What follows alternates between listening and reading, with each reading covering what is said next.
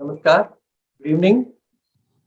I feel honored and privileged to coordinate first masterclass organized by Indian Society of Hematology and Blood Transfusion. The mission of ISHBT is to promote excellence in patient care, research, and education in the field of hematology. And this is an extension of the same mission.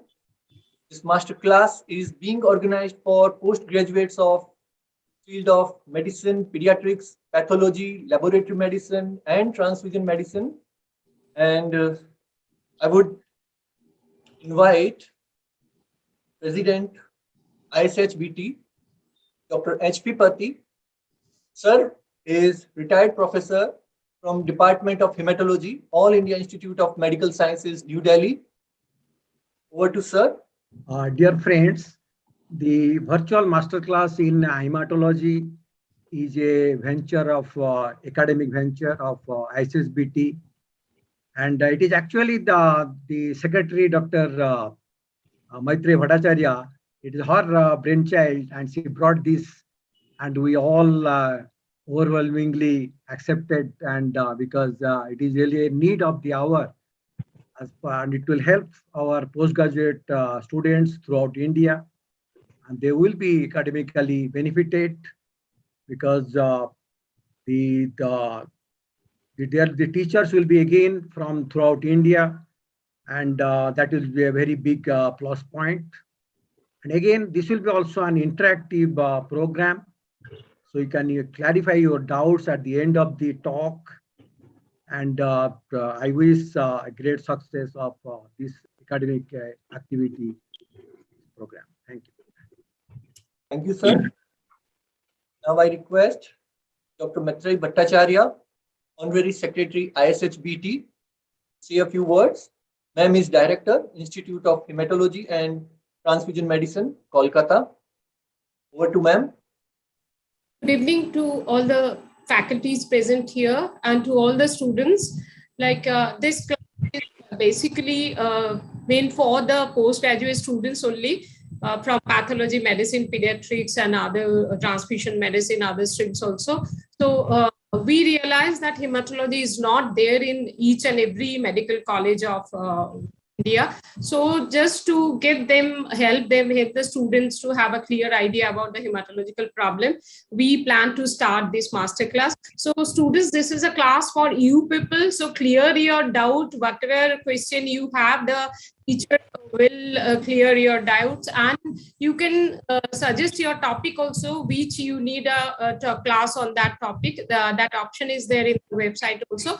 So I welcome all the students to this class and hope this will be enjoyable class and also will help you to have some idea about the hematological problems. So thank you again for joining this class.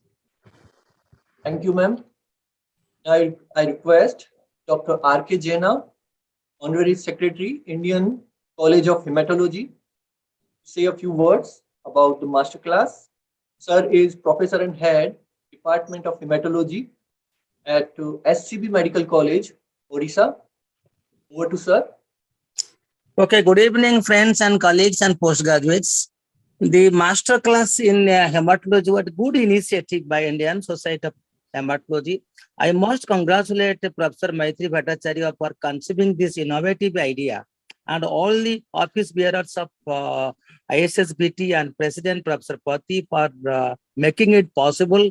I am sure it is going to generate a lot of interest and excitement among the postgraduates of our country. You know, the Indian Society of Hematology this year, under the leadership of our President Professor Pati, Honorary Secretary and the President-elect Dr. Sahanaz, and all other office bearers, in the front, in the really front in organizing a lot of academic activities through ISBT Masterclass, Indian College of Hematology, and so on.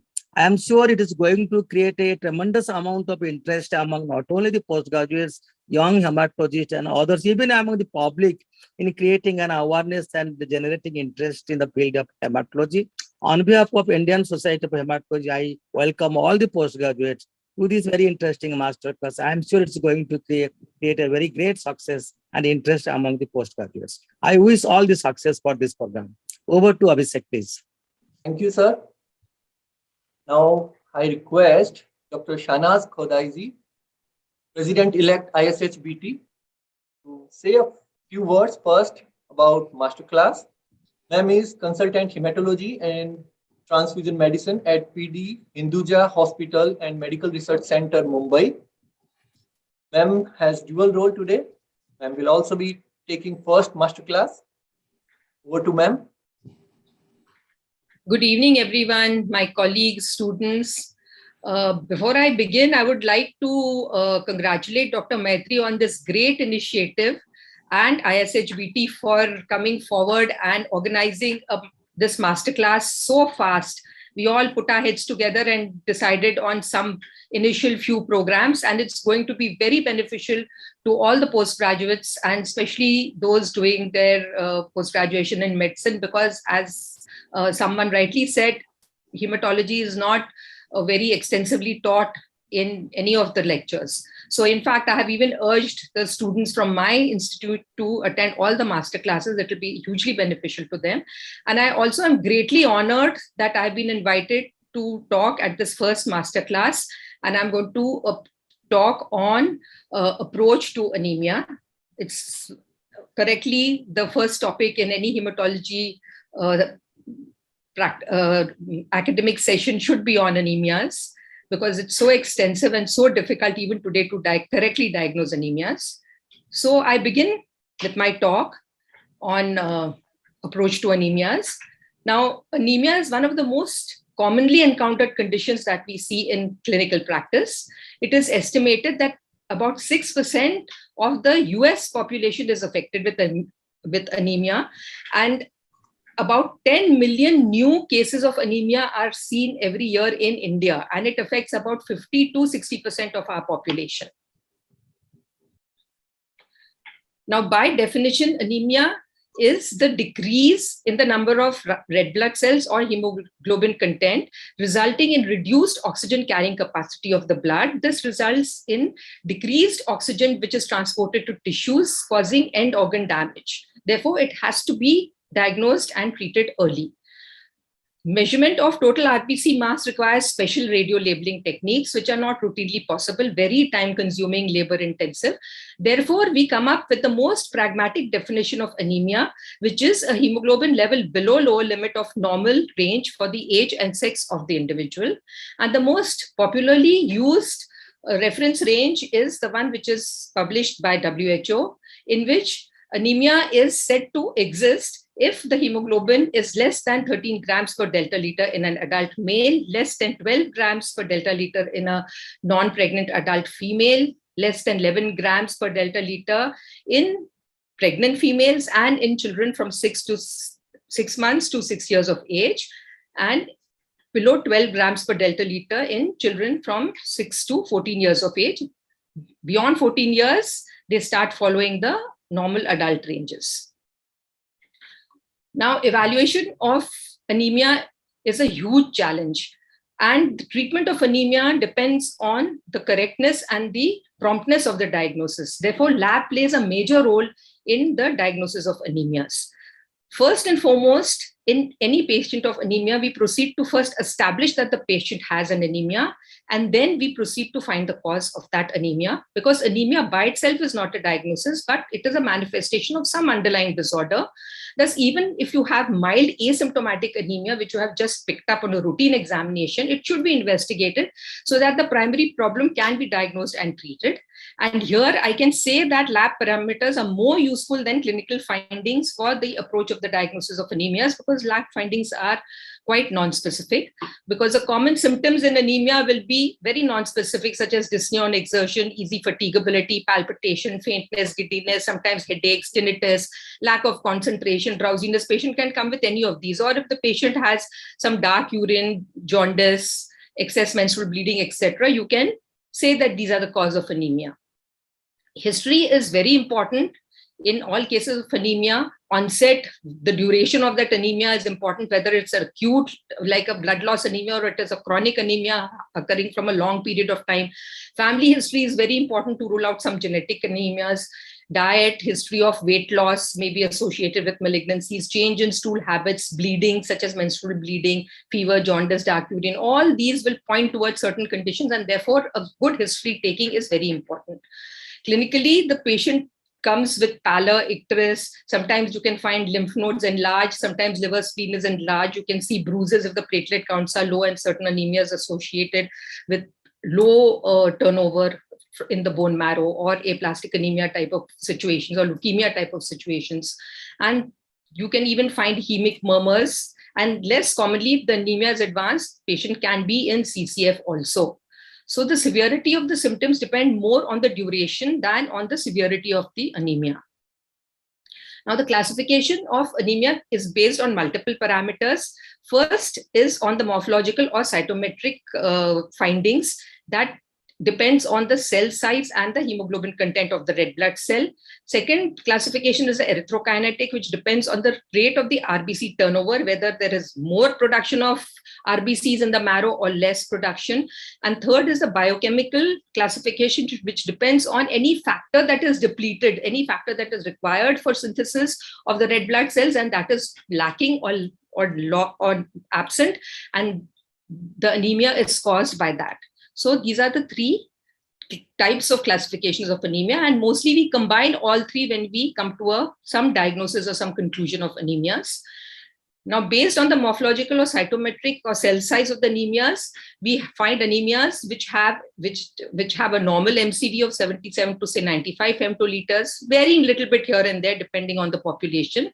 So these anemias which have a normal MCV and MCH can be anemia of chronic disease, hemolytic anemias, hemorrhagic anemias, or aplastic anemias. Anemias with a low MCV can be iron deficiency, thalassemia. Some long-standing cases of chronic disease anemias also can have additional iron deficiency, and sideroblastic anemias. And you have those in which the MCV is more than 95 femtoliters. This you will commonly find in nutritional deficiencies such as B12 folic acid, and sometimes MCV is raised also in reticulocytes, which appear as big cells, and so you can see them as macrocytes in the peripheral blood. So you have to be careful to distinguish this from the actual macrocytic anemias, and it is commonly seen in hematological malignancies. The erythrokinetic anemias are based on the rate of the RBC turnover. Therefore, they may be a hyper-regenerative, where the turnover is high, which is commonly seen in hemolysis or hemorrhage. The marrow, in these cases, the marrow steps up the production of the RBCs, which are released prematurely from the bloodstream. Then you have marrows which are hypo-regenerative, which are hypocellular marrows due to inadequate marrow response to the anemia. In these cases, you will see that the reticulocyte count is reduced, and classic examples of these are aplastic anemia and primary marrow failure syndromes. The distinction of these categories is not always so clear-cut. Sometimes there is an overlap. For instance, in thalassemia major, you may see a hemolysis occurring along with inadequate marrow response. So you can see an overlap here. The biochemical classification of anemias, in these, the biochemical tests identify a depleted substance which is necessary for hematopoiesis, such as iron B12. The depleted factor, you can assay it also. In nutritional anemias and iron deficiency anemias and B12 folic acid deficiency, this is easy. But in aplastic anemias, there is no biochemical mechanism, and therefore you will be at a loss if you're depending on just the biochemical classification. Now, an abnormally functioning enzyme such as G6PD or pyruvate kinase may be reduced, and this is easy also to measure. The commonly used tests or ordered tests for the diagnosis of anemias are listed here. The most important and the mainstay of diagnosis of all anemias is the CBC, followed by the reticulocyte count, then the peripheral smear examination, routine biochemical tests, along with other more sophisticated biochemical tests such as serum iron, TIBC, B12, folic acid, etc. You can do a urine analysis to see if there is any hematuria or hemoglobinuria to know whether it's a hemolytic, to rule out a hemolytic anemia. And if none of these give you the answer, then you have to go for special tests such as Coombs, osmotic fragility, HPLC, or electrophoresis, G6PD estimation, demonstration of sickling, PNH, and finally, if you get nothing, you have to go in for a bone marrow examination. So just now to begin with a stepwise approach to anemias, as I told you, the very first thing is you will take a good proper history. So here I just, for demonstration's sake, have taken this case of a 25-year-old lady who comes with complaints of fatigue and loss of concentration. On an examination, she has pallor. Here we see her CBC findings. What do they show us? That she has a low hemoglobin of 7.1 and a low MCV with a RDW which is little raised. Hematocrit. So here the low hemoglobin and the low hematocrit have established that this patient has an anemia. We do the reticulocyte count in this patient as well, and it is 1.35%, and the reticulocyte production index is 0.4. So this, we can see this reticulocyte response is not as expected for this low level of anemia. And the red cell indices we can see from the CBC, we can establish whether they are microcytic, macrocytic, etc. In our patient, we have a microcytic red cell index with a microcytic hypochromic anemia. And the RDW is also very useful in telling us what type of anemia it is. And here the RDW is slightly raised. It is 17.2%. So next, what we do is that we've established the patient has a microcytic hypochromic anemia. We go in for a peripheral smear examination. And just to show you that this is a peripheral smear from a normal patient, normal individual, which shows that the red blood cells are well hemoglobinized. There is not much of a central pallor, and they're all almost uniform in shape. Whereas this is a smear from a patient with iron deficiency anemia, in which you can see that the central pallor is increased. There's just a rim of hemoglobin around the RBCs, and this denotes that there is loss of iron in these patients. And here you can see typically also in iron deficiency anemia, you can see these elliptocytes, these kind of cells.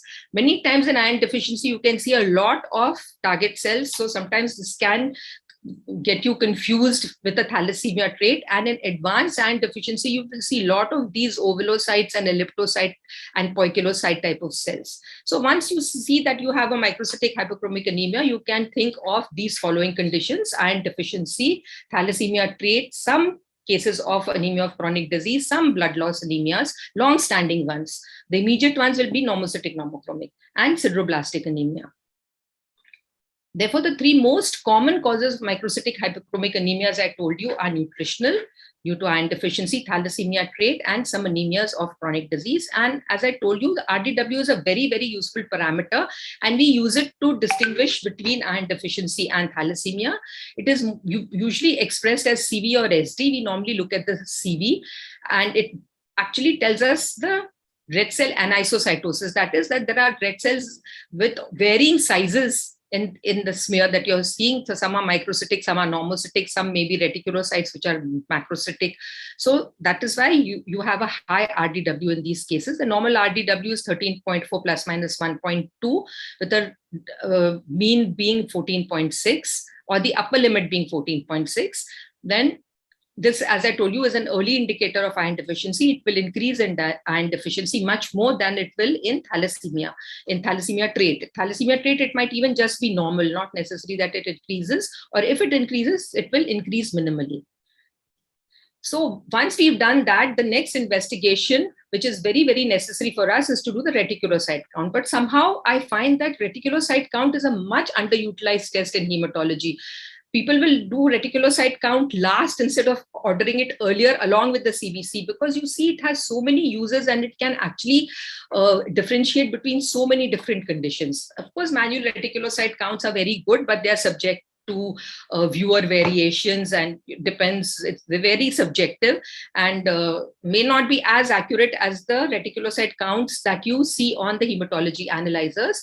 And the advantage of doing a automated reticulocyte count is that additionally it will also give you an absolute reticulocyte count, and it will give you a reticulocyte production index, which is a very, very important and useful parameter to show us whether we are dealing with a hyperproliferative anemia or a hypoproliferative anemia. And if your RPI is less than 2% in an anemic patient, mind you, not in a normal patient, in an anemic patient, if your RPI is less than 2%, it signifies that the patient is not forming enough red blood cells in the marrow. So this is how the automated reticulocyte count will appear. And this is our patient in whom the reticulocyte count, as I told you, is 1.35. The RPI is 0.4, showing that this patient is not producing enough red blood cells in the bone marrow. So once you do the reticulocytes, you have to see what the response is. If is the reticulocyte count increased, then you can suspect that the patient may have a hemolytic anemia.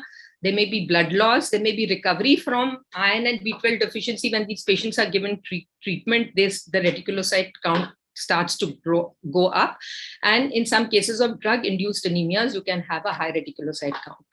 Reticulocyte count is typically decreased in nutritional anemia, such as iron deficiency, megaloblastic. It is extremely reduced in aplastic anemia and bone marrow suppression. It is low to normal in anemia of chronic disease and in sideroblastic anemias. And this is how reticulocytes can appear on the peripheral smear as larger cells than you see normally, larger than your RBCs, and there is no central pallor, and there is a kind of a grayish staining. So, and these are reticulocytes as they appear on supravital stains, such as brilliant crescile blue or new methylene blue. So you have now come to the conclusion that your patient is a microcytic hypochromic with an increased RDW and reticulocyte count not so high. So you can suspect patient has an iron deficiency. So you confirm this by doing some tests. One of the important tests to confirm iron deficiency as well as to monitor the patient on therapy is serum ferritin, which once again, not too many people do. So serum ferritin, serum iron, TIBC, percent saturation, and the soluble transferrin receptor assays are some of the tests that give us a very good clue or information on whether it is absolutely iron deficiency anemia, or is it or a anemia of chronic disease, or a mixture of both. So in our patient, the serum iron was very low, 10 micrograms per delta-liter. TIBC was high. Transferrin saturation was low. Retic, as I already told you, was not very high. And additionally, there is a parameter which appears in the reticulocyte channel of the newer hematology analyzers called red HE or red hemoglobin, which was low in our patient. I'll talk about this a little later. And the peripheral smear also showed a microcytic hypochromic picture with low MCV, high RDW, and this is what confirmed that our patient has an iron deficiency anemia.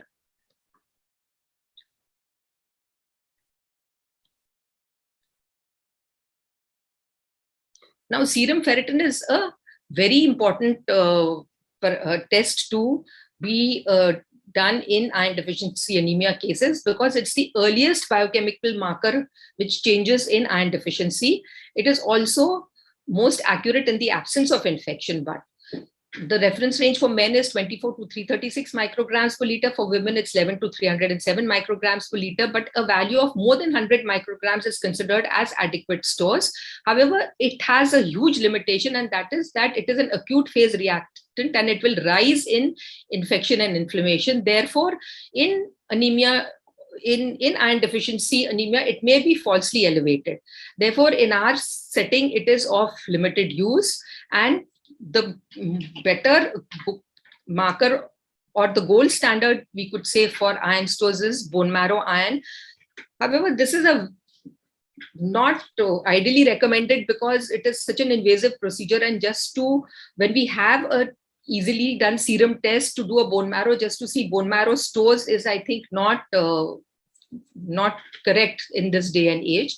So but the bone marrow iron stores gives us a very good idea of the iron stores, which is stained by Prussian blue reaction, and you have a grading system where you can grade. Here you can see that there is bone marrow iron present, normal, and increased in ACD patients. Here you can see the particles, bone marrow particles, which do not show any iron, 0 to 1, and these may be little more. So you can actually grade your bone marrow iron.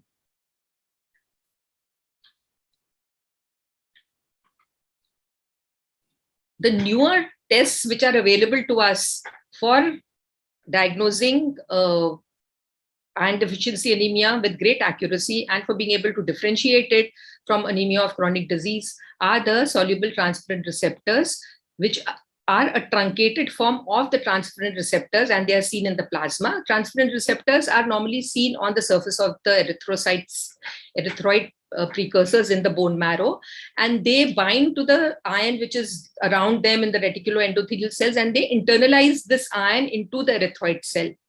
So, however, when iron is not there, these are lying free in the plasma and they are increased, therefore, in iron deficiency. They help to distinguish between iron deficiency and ACD, and they are elevated several fold in iron deficiency, but normal in ACD. They are definitely better markers than ferritin because they are not affected by infection or inflammation. And then there is a ratio of the transferrin to log ferritin, which is also called the transferrin ferritin index. This provides the highest sensitivity and specificity and should replace conventional parameters of iron status. If the ratio is more than 1 to 1.5, you can safely say your patient has iron deficiency. If it is less than 1.5, patient is likely to have anemia of chronic disease. And now we come to iron deficiency anemia in men, which is a completely different entity from iron deficiency anemia in women and children. And this is a low hemoglobin in an adult or young adult male is never seen. And if you see a hemoglobin which is 10.8 and a low MCV, it definitely warrants further investigation. You have to look for some cause of this anemia. And it is seen that an increased number of GI lesions in young men with iron deficiency anemia have been seen. And this suggests that you should go ahead with a colonoscopy in these patients. A colonoscopy and an EGD are recommended in even asymptomatic young men with iron deficiency anemia, as recommended by a recent study.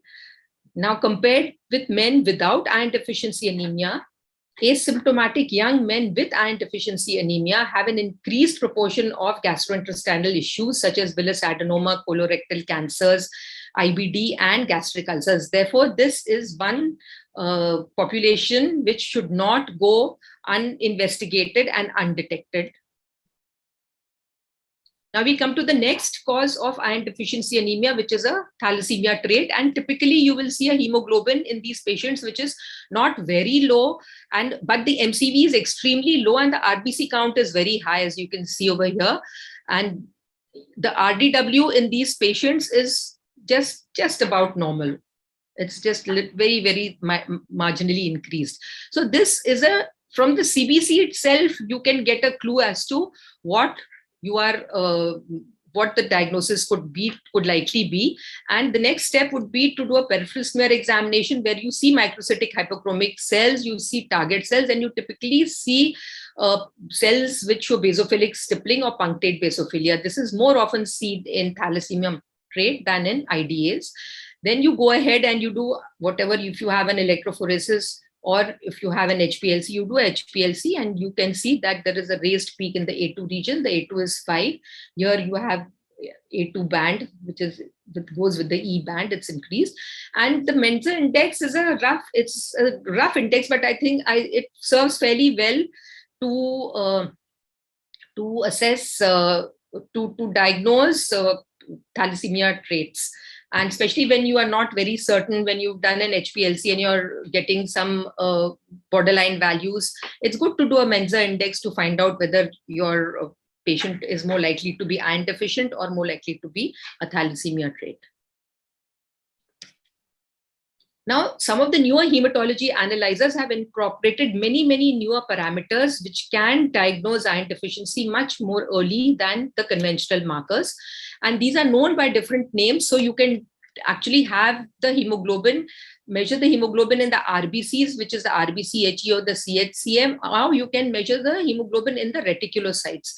And here, this is the RET-HE or the hemoglobin content of reticulocytes. And additionally, these instruments also calculate something called the percent hypo, which is a flow cytometrically measured volume and hemoglobin concentrate of the RBCs. Here, percentage of cells with a hemoglobin concentration of less than 28 picograms per delta liter is defined as hypochromic, and it is there are more than 10% hypochromic cells, it correlates with true iron deficiency, whereas 5 to 10% hypo correlates with functional iron deficiency. This is a very good parameter to roughly say, even before your serum iron and TIBC can come, you can directly from the CBC see these values and diagnose what the patient may have. So the reticulocyte hemoglobin equivalent, or the RET-HE or the CHR, measures the hemoglobin content of freshly produced reticulocytes.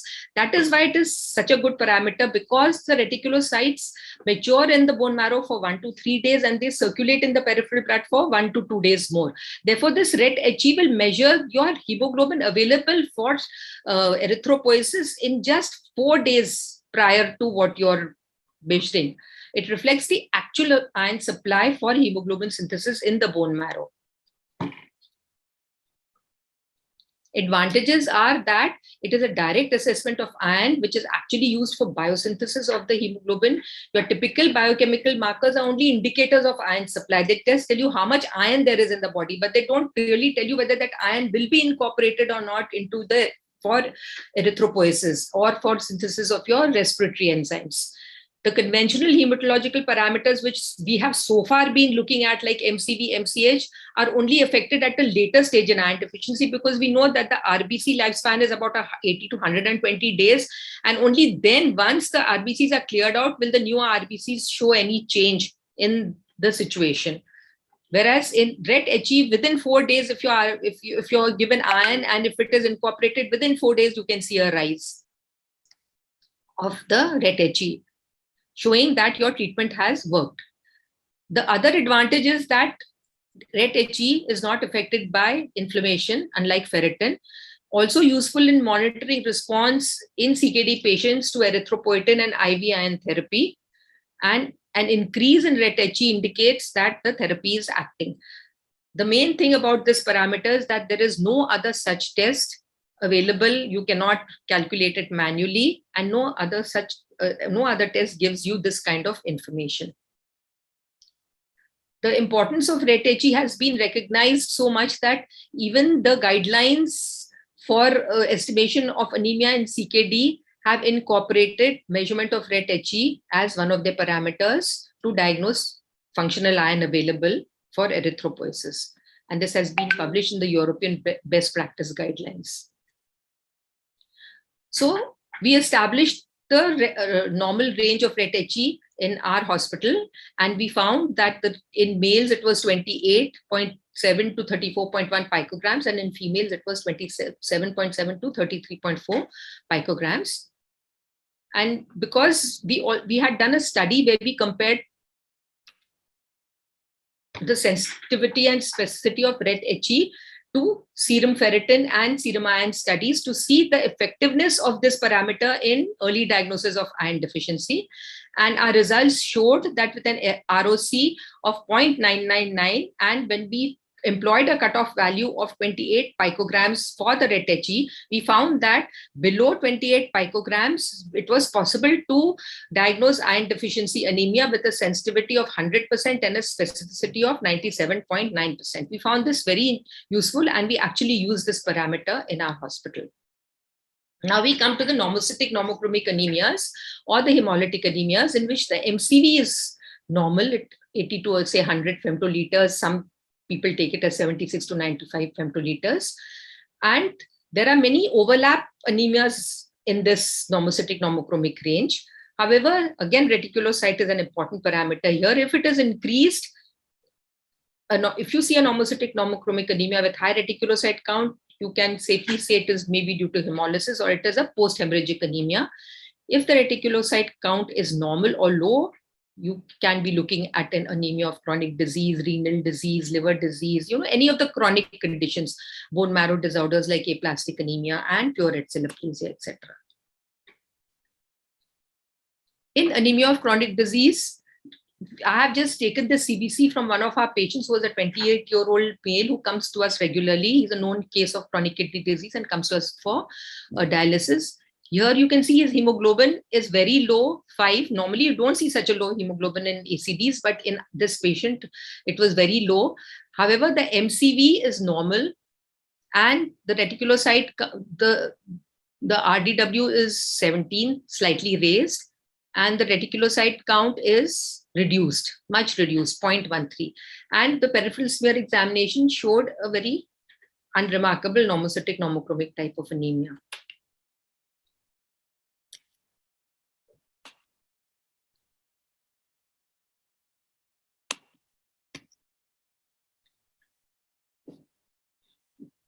ACD is mostly due to a mild shortening of the red cell lifespan, and there is impaired erythropoiesis because of that. There is abnormal iron metabolism, there is reduced circulating iron. Though there is enough iron in the reticuloendothelial system, the iron stores are aplenty, but somehow they do not get incorporated and do not go into the formation of the red cells because of reduced iron absorption. So you can say that there is hypoferemia or less iron in the setting of plenty.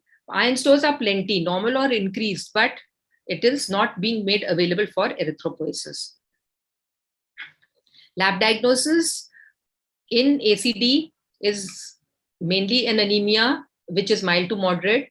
The RBCs are mainly normocytic, normochromic. Sometimes if it is long-standing, they can become microcytosis due to some nutritional deficiency.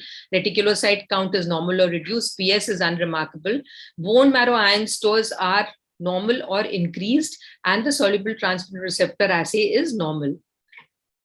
Serum iron is also normal or maybe increased. This ACD is the most common anemia amongst chronically ill patients, and clinical features of the primary disorder can be seen rarely low. Very rarely, low hemoglobin is the first sign, and you have to work up this patient based on that low hemoglobin. Mostly the patient will come with the primary disease symptoms. And this is just a chart to show the differential diagnosis of anemia and mainly anemia of chronic disease, iron deficiency anemia and thalassemia trait. And the important parameters here, I would say, are the serum ferritin, which is reduced in iron deficiency, whereas it is increased or normal in anemia of chronic disease, and the soluble transferrin receptor assays, which are high or increased in iron deficiency, whereas normal in anemia of chronic disease. Now, once you've ruled out all these causes of microcytic hypochromic anemia, you will sometimes find that your patient is still not responding to treatment, and you have to look for some other causes. Some common causes which have been noticed causing microcytic hypochromic anemias are Helicobacter pylori infection, and the mechanism in this is a reduction in the acid medium of the stomach and intestine, that is achlorhydria. Because it is associated, because H. pylori is associated with chronic gastritis, it causes a refractory iron deficiency anemia in the absence of bleeding. You can also see a microcytic hypochromic anemia in lead poisoning, in GI bleeds, as I already told you. And there is a condition which is an iron refractory iron deficiency anemia, which does not improve with oral iron treatment. It is a genetic caused by some genetic defects, and the inheritance is autosomal recessive. The diagnosis of this anemia is confirmed by genetic testing. It is mainly seen in children, and it is seen that it is treated with a trial of oral iron along with the vitamin C. It's somehow seen that vitamin C helps to absorb the iron, and that these patients do become better. And if they don't, then IV iron will be required in these patients. And somehow these patients outgrow this and they become normal as they grow up into adulthood. They don't have this. And this is just an algorithm of how to interpret iron studies in the background of an inflammation. So if you have an inflammation or an inflammatory condition, and you have to say whether your patient is iron deficient or ACD, you do a transferrin saturation. If your transferrin saturation is less than 16%, you do a ferritin. If your ferritin is less than 30%, you know that definitely your patient has an iron deficiency. However, if the ferritin is between 30 to 100 nanograms, you don't know whether it has increased due to the infection. So you go ahead and do a soluble transferrin receptor assay. If the transferrin receptor, that index transferrin receptor to log ferritin is more than 2, likely your patient has an iron deficiency anemia. And if it is less than 1, then your patient has an anemia of chronic disease. Now we come to the macrocytic anemias.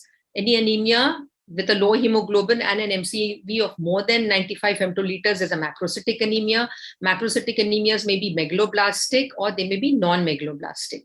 And this is what the CBC will look like, where the MCV is raised, the hemoglobin is 12. And your RDW is 15. So to evaluate macrocytic anemias, you have to rule out nutritional causes of vitamin B12 and folic acid deficiency. These are the biggest group in which you'll find macrocytic anemias. You have to rule out certain drugs which can cause macrocytosis, such as hydroxyurea, methotrexate, etc. Then you have to, after ruling out these conditions, you then have to evaluate those anemias which are non-drug induced and non-nutritional macrocytic anemias. The megaloblastic anemias are mainly nutritional. You will see in them a hypersegmented neutrophils are the first sign to develop in vitamin B12 and deficiency anemias. Here the RDW is fairly raised and it helps to distinguish between megaloblastic anemia caused by folate or vitamin B12 deficiency from other causes of macrocytosis. You have oval macrocytes in the peripheral smear. You have poikilocytes, fragmented cells, Hobble-Jolly bodies, nucleated red blood cells, Cabot rings. All these can be seen in B12 deficiency. Very often we see pancytopenia and low reticulocyte count in these patients, and very often it can be mistaken, or it is mistaken, for aplastic anemia. So when you see a pancytopenia with a low retic, don't jump to the conclusion that your patient has aplastic anemia, but first rule out a B12 deficiency. Then the bone marrow shows a hypercellular erythroid hyperplasia, and many megaloblasts along with giant myelocytes, metamyelocytes are seen. This is the peripheral smear finding in a case of megaloblastic anemia, where you find large macroovalocytes. And this is a hypersegmented neutrophil. And these are megaloblasts seen in the bone marrow with open chromatin and larger cells. So investigation, the pathogenesis of megaloblastic anemias is that the deficiency of B12 and folic acid are necessary for DNA synthesis. And when they are reduced, DNA synthesis is retarded. Or it can also be due to increased demand, such as in cancers, because there is excess production of cells in the bone marrow in these conditions. And therefore, they all compete with each other for getting their share of their DNA, and you therefore have larger cells, more immature cells coming out into the circulation. The daily requirement for B12 is only 2 micrograms, and the deficiency is caused by either a reduced intake or by some gastric procedures such as total gastrectomy, etc., or certain other intestinal diseases which inhibits the absorption of this from the gut, such as celiac disease, tropical screw, fish tapeworm, etc. And these patients will usually present with glossitis, peripheral uritis, and subacute combined degeneration of the spinal cord. Serum, the investigations to be carried out in these cases are serum B12 folic acid and red cell folate assay. Red cell folate assay is done, which actually gives you an indication of the folic acid deficiency being more recent. The serum folate starts to reduce much later. Then a plasma homocysteine level should always be done, because it increases in B12 deficiency.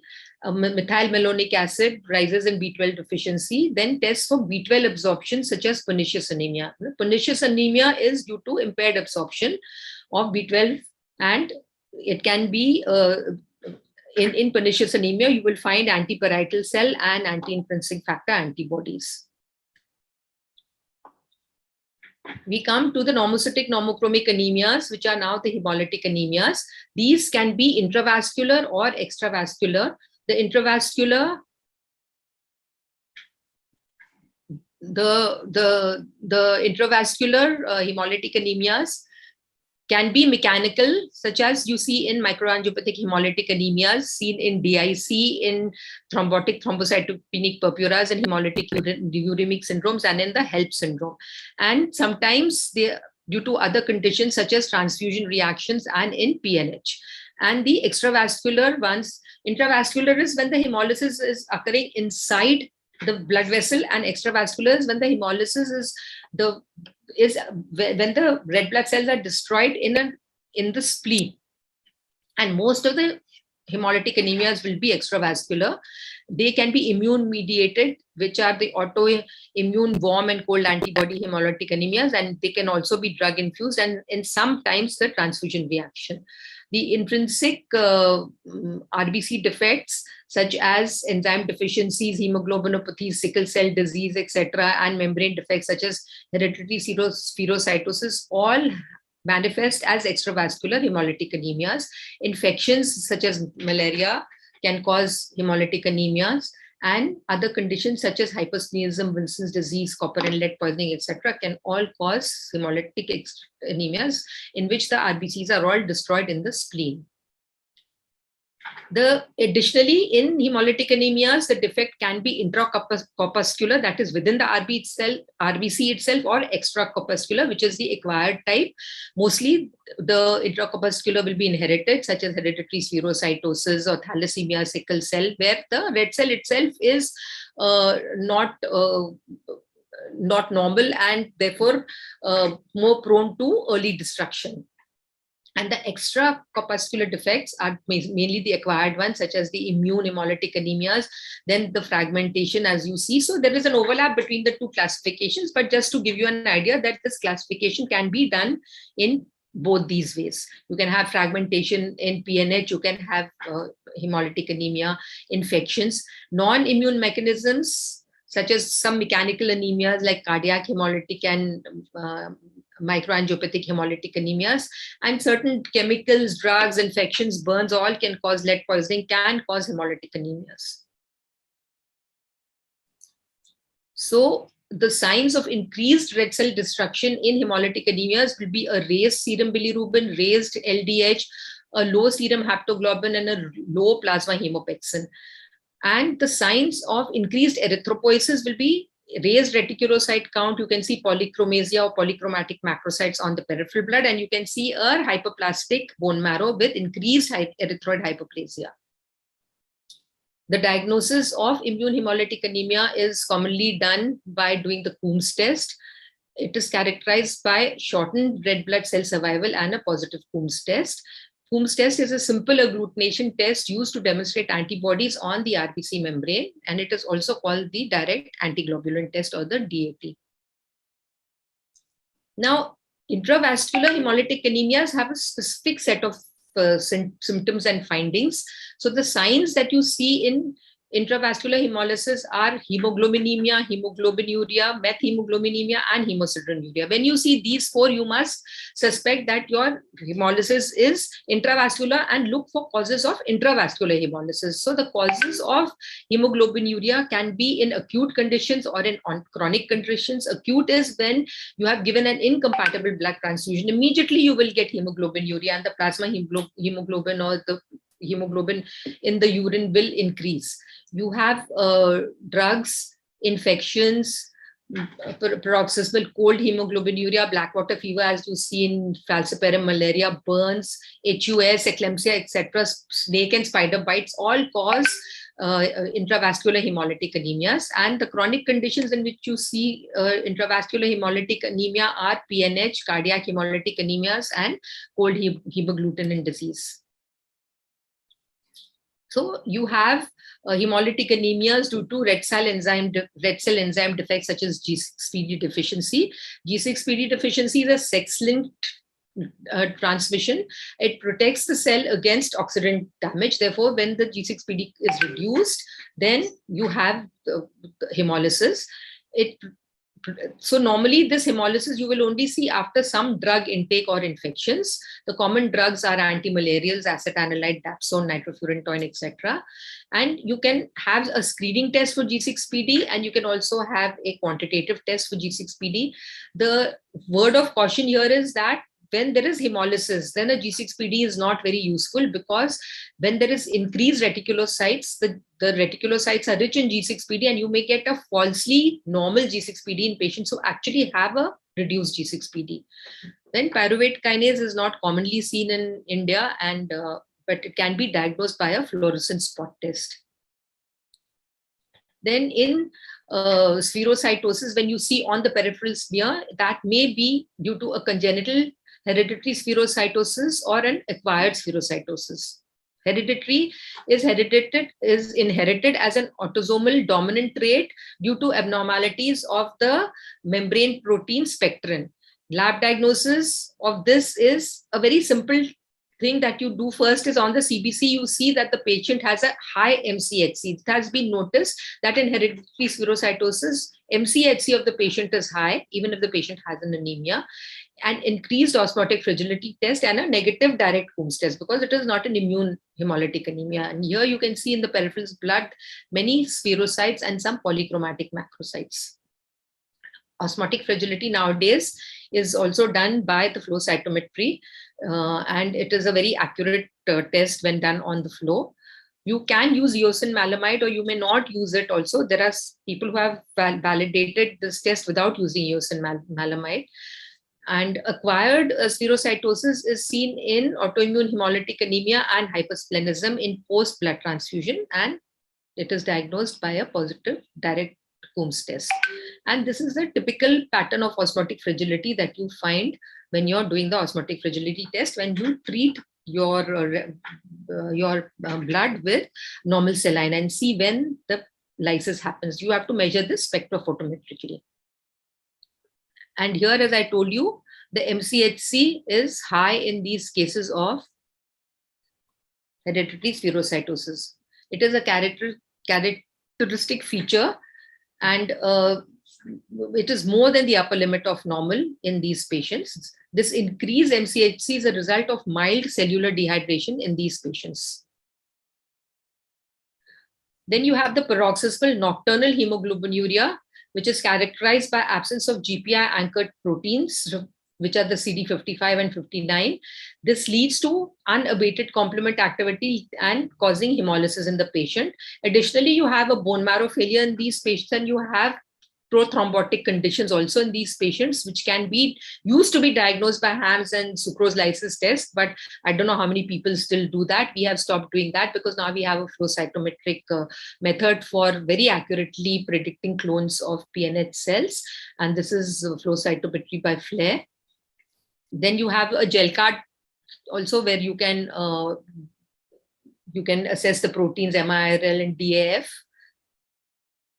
Bone marrow examination, urine hemosiderin is positive in these cases. It's very necessary to accurately diagnose PNH, because now there is a specific therapy, a monoclonal eculizumab for these patients, and therefore you can. FLAIR also helps, flow cytometry by FLAIR also helps in monitoring these patients. Your clone, you can see your clone reducing when you give this drug to the patients. So PNH is characterized by anemia, evidence of hemolysis, thrombosis, a negative Coombs test, cytopenias, a reticulocyte response which is blunted, and because there is bone marrow failure in these patients.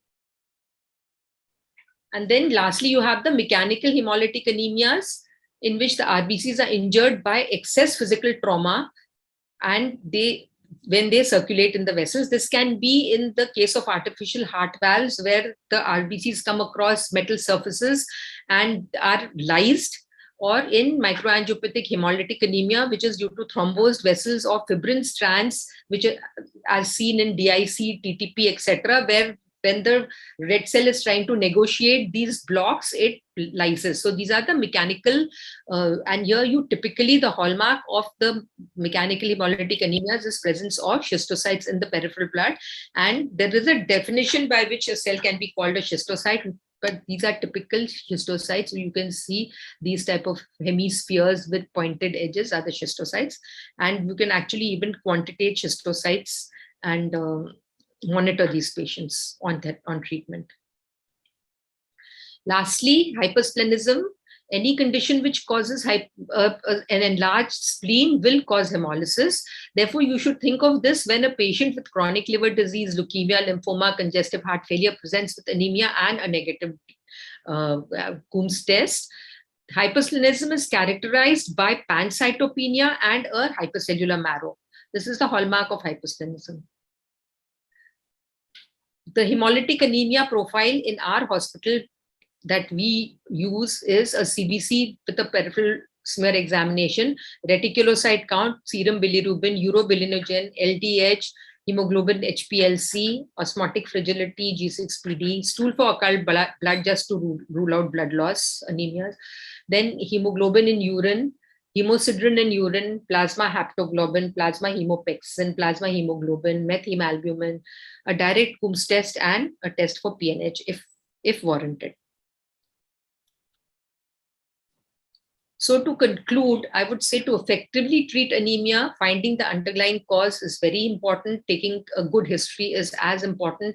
A systematic approach is needed where one by one you rule out the causes. Otherwise, it's almost impossible to do all the tests at one time. So a stepwise approach is always prudent. All parameters in the CBC are important, RDW and the newer developed parameters like the reticulocyte, hemoglobin, etc. are very important. Reticulocyte count, much underutilized test, must be used much more.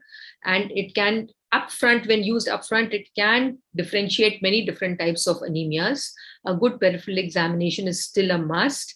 And newer parameters like the soluble transferrin receptors and RET-HE may play a bigger role in the future. Thank you.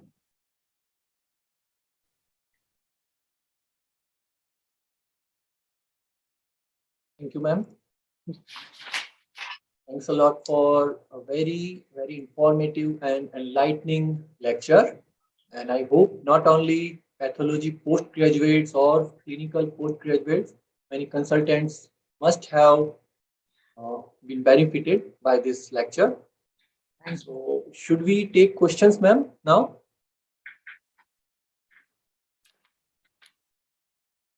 Ma'am, should we take questions? Yes, sure.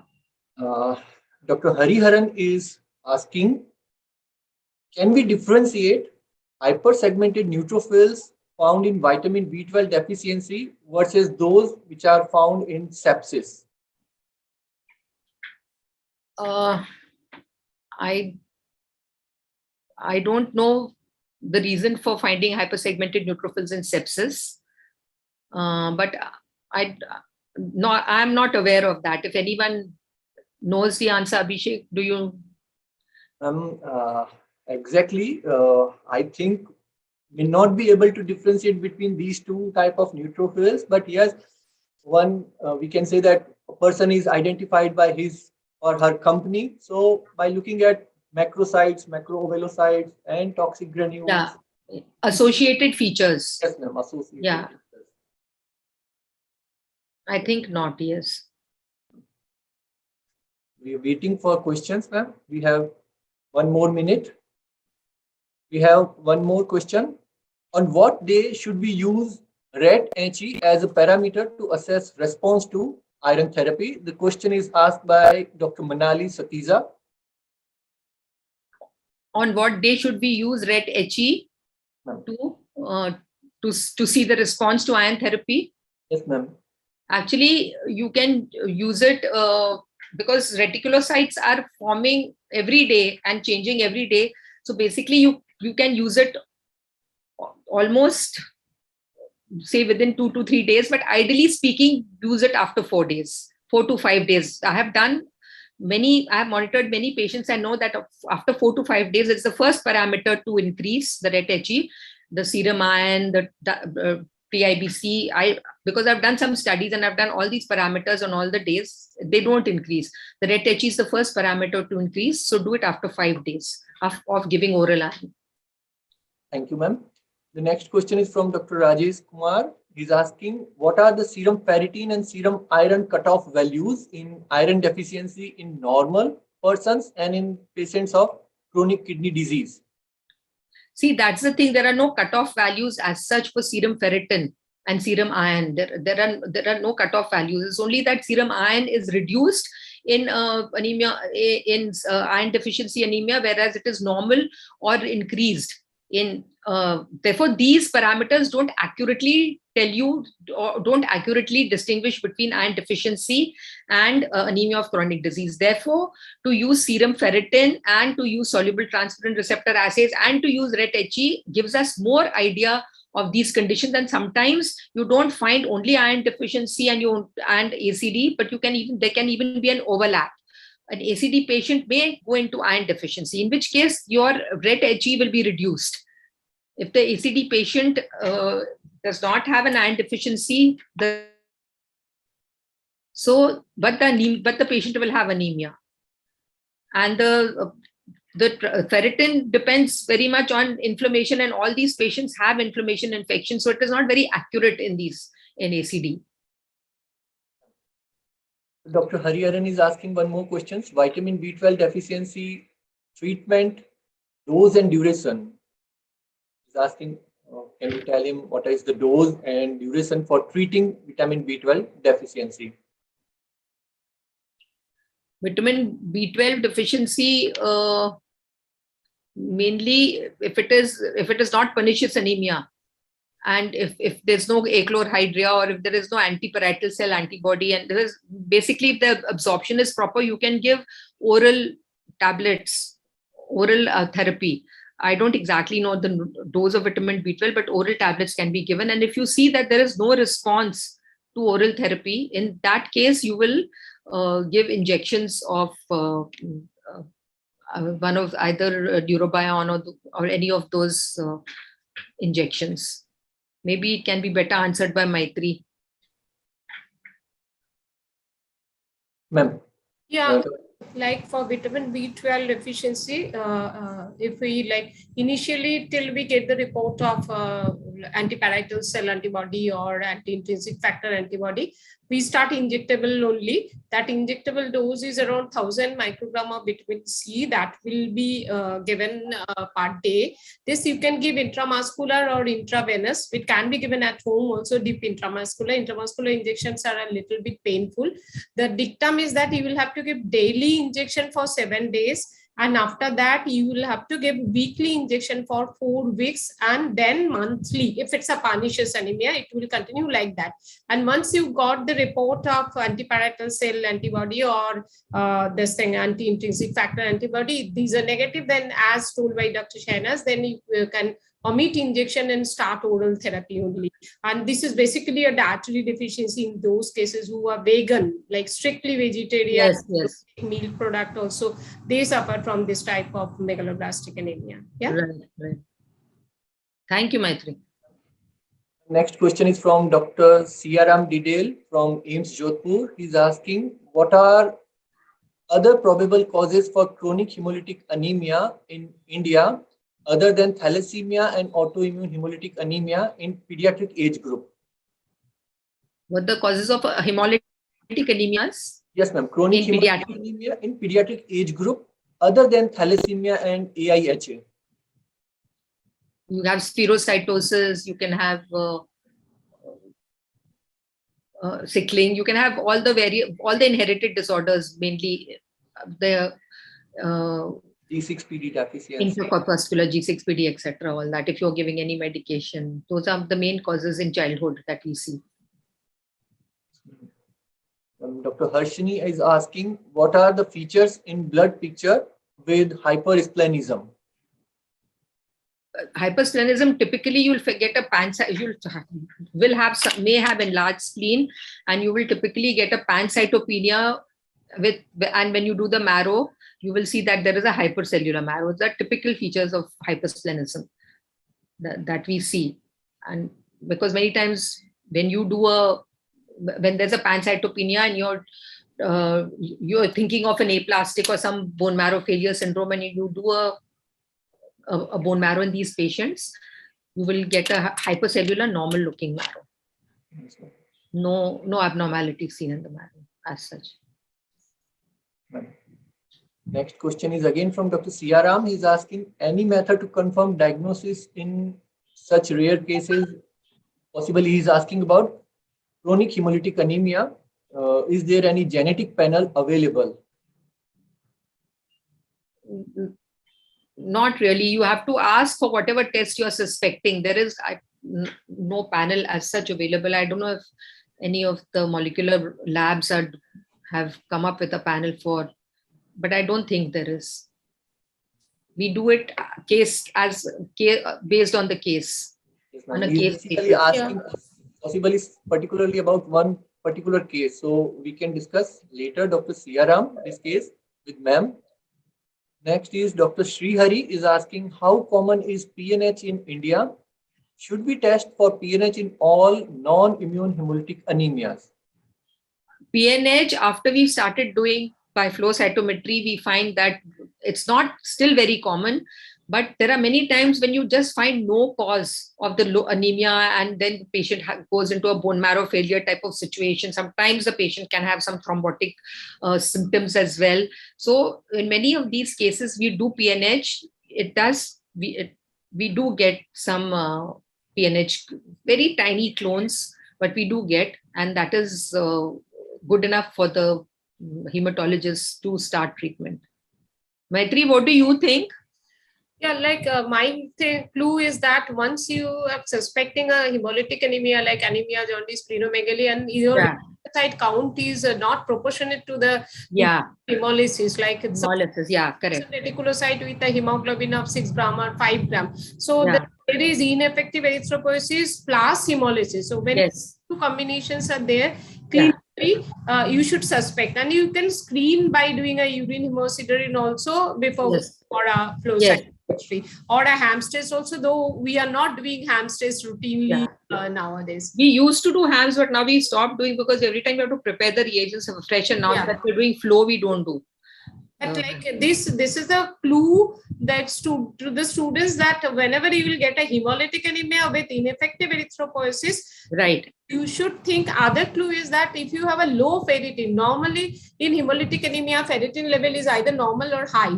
But in these cases, since it's intravascular hemolysis and iron in the form of hemosiderin is moving out of body from in urine, so in that case, ferritin value is always low. So these are the clue that your case may be a case of PNH. So sometimes, like if you're normally in the habit of doing a bone marrow iron stain, in that you will find that the bone marrow iron is also low in these patients. So typically you can say from that also that that's a ferritin is low, bone marrow iron stores are low, then you can go for a PNH test. Next question is again from Dr. Manali. She's asking about iron deficiency anemia in males. Her question is, should all of them be advised colonoscopy or GI workup? Definitely. All of them should be. That is one thing where you cannot afford to miss. It will be some either not so serious a condition, or it can straight away be some gastric cancer and malignancy, or it can just be some, like celiac disease and some IBD, etc., anything, but they have to go for a gastric consult if you find microcytic hypochromic anemia in a young adult male. Older age group is different, that levels do go down in above 70, but I'm talking about 40, young to say 60 should have a gastric consult.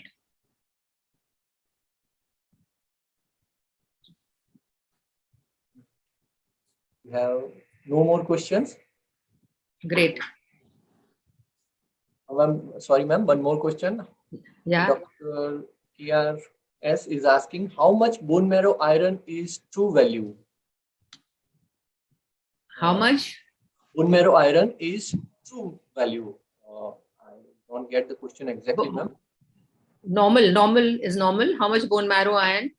Normally you have about 1, 2 is reduced, 0, 1, 2 is reduced, and say about 4 onwards is normal. 3 to 4, 4 onwards, 4 to 6 is normal. 6 is of course excess, I think. But Again, everything has to be taken into account, the transfusion history. yeah, exactly. That's what we have to get the history on in every case. Many a times what we get is a snapshot of the whole movie. You have to take everything into account, Yeah. ma'am. Right. So there is no more question. Great. Maitre ma'am, should we? Sorry, ma'am. One more question. Dr. Bhavya is asking. He's asking to mention about significance of LDH in anemia evaluation. LDH we always do in hemolytic anemias. It's a marker of red cell hemolysis, and it will always be raised in hemolytic anemias. That is the significance of LDH. Sometimes we are not very sure whether it's hemolytic anemia or not, and patient is, you think it's something is not responding to treatment. You want to know there is an element of hemolysis or not. Sometimes overlap. You do an LDH, it will give you an idea of whether the patient has some degree of hemolysis or not. Of course, LDH can also overlap with other situations like lymphomas, etc. But it is a fair, as you say, in the context of such a patient, you can do LDH. One more question, ma'am. When should we advise Coombs test? Coombs test in hemolytic anemias mostly upfront when the reticulocyte count is very high and you're diagnosing a hemolytic anemia, you can instantly do a Coombs test to rule out an autoimmune hemolytic anemia. That is one of the first tests that we do in the panel for hemolytic anemias.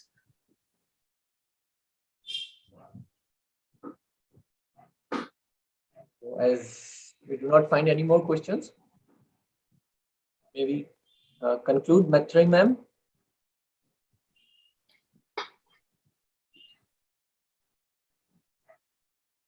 Thank you, ma'am. Thanks a lot for. Just a minute, Abhishek. I think there are a few more questions. Yes, ma'am. One more question has come, ma'am. Should we ask for direct or indirect Coombs test? This is continuation to the last question. A direct Coombs test. Indirect Coombs test is not relevant, very relevant for autoimmune hemolytic anemia. The direct Coombs test is more significant. The next question is, should we check for warm and cold antibody in autoimmune hemolytic anemia? That also will depend. Sometimes for cold antibodies, you can have other clues also. You have like cold hemagglutinin disease, you will have clumping of your RBCs, etc. So you can say that the person has cold antibodies, but we usually just do a warm antibody, and then we can do both together also if the patient has a very high degree of hemolysis. Ma'am, again the same question is again, is bone marrow iron reflect the true value? It is supposed to be the gold standard for iron stores, the bone marrow iron. Because ferritin, earlier we only had ferritin and bone marrow iron, and ferritin has its limitations that it is increased in infections. It's an acute phase reactant. So they used to always say that bone marrow iron is the gold standard for iron stores in the body.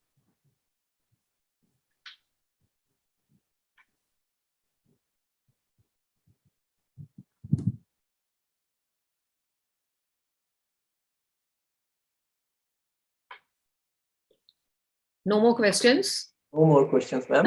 Finally. All right. So we can. Yes, ma'am. I would request Jana sir, Pati sir, and Maitre ma'am. Yeah, Dr. Abhishek, you can conclude then if there is no more question. Dr. Jaina, you want to say anything? It was a very good presentations by Dr. Sainaz, which I enjoyed, and I learned many things also. Good interactions by the postgraduates. I will just give few comments some of the questions which was put, I will give some in addition. You know, the GI, well, still so far adult anemia is concerned, GI blood loss is one of the leading cause of anemia in adult. So you have to always look for the GI evaluation, both endoscopy, colonoscopy, and enteroscopy.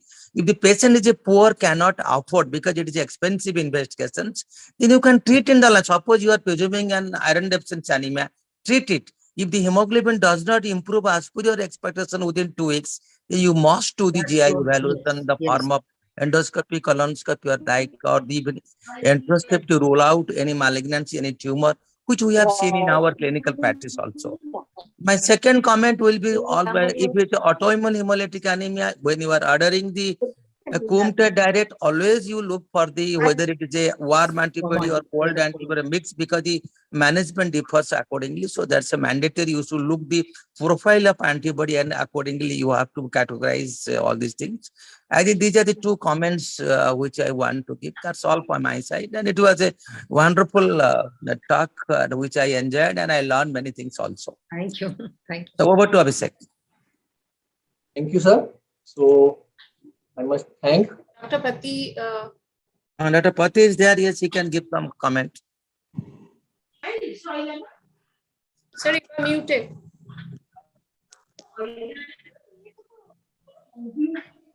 Did a very wonderful job. Thank you. Past talk on vast topic. The anemia, usually we have to consider the primary cause or secondary. A lot of patients will have secondary causes of anemia. But there has a basic primary disease itself, I will explain.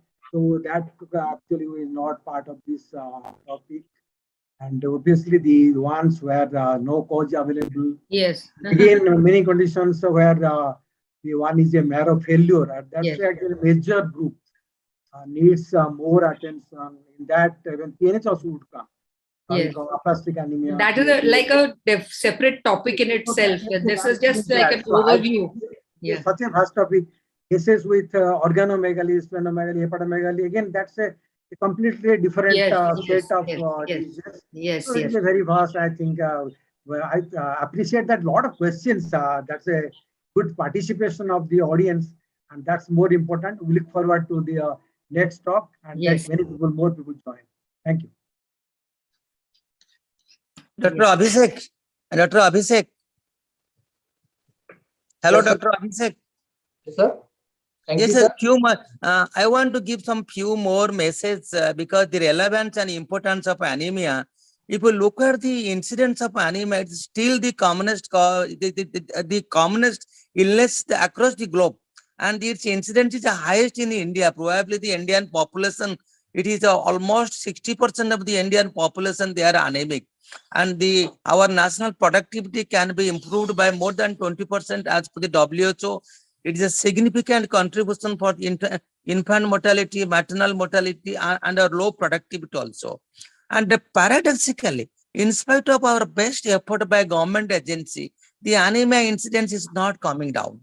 And the most importantly, if you compare the 4th national survey and the 5th national survey, which has been published in 2021, the incidence of anemia across the country has increased by 14% than the 4th one. So it's a great concern for the government of India, and government of India has requested to all the states to go for the Anemia Mukt Bharat scheme has been initiated by government of India, and he has requested all the states also to look at this matter. And I strongly believe that ISBT to pitch a very strong the pitch among all the office bearers to involve hematologists in the national program, which from the Indian College of Hematology, I have already informed to Government of India, Ministry of Health, Tribal Affairs, ICMR, all even DBT also to engage Hematology Society, ISBT, in planning and educating the national programs, how to combat, how to prevent this high incidence of anemia. That's the over. Over to Abhishek. Thank you, sir.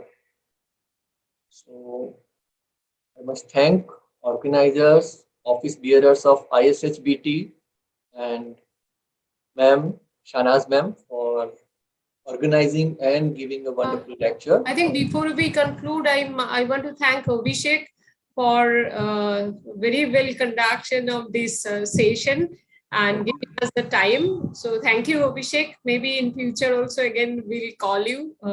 This is this session is totally dedicated for the students, and the request for the students is that please feel free. Whatever doubt you have, you can ask questions. So we are ready to answer your question. Yeah, participate and clear your doubts. And Abhishek, can you give us the what will be the next class? Yeah. So next class will be on the iron deficiency anemia, its diagnosis and treatment, and it will be delivered by Professor Manoranjan Mahapatra from Department of Hematology, All India Institute of Medical Sciences, New Delhi, and that is on March 23rd, 2022. The time will be same, that is 7 p.m. And we look forward to the next masterclass. Thank you. You all the participants for joining today's masterclass. Thank you. Thank you. Thank you. Thank you, everyone.